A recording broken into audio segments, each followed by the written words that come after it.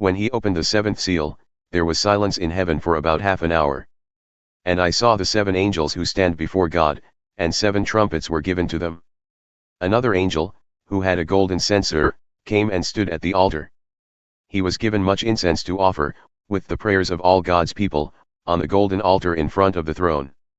The smoke of the incense, together with the prayers of God's people, went up before God from the angel's hand. Then the angel took the censer, filled it with fire from the altar, and hurled it on the earth, and there came peals of thunder, rumblings, flashes of lightning and an earthquake. Then the 7 angels who had the 7 trumpets prepared to sound them. The first angel sounded his trumpet, and there came hail and fire mixed with blood, and it was hurled down on the earth. A third of the earth was burned up, a third of the trees were burned up, and all the green grass was burned up.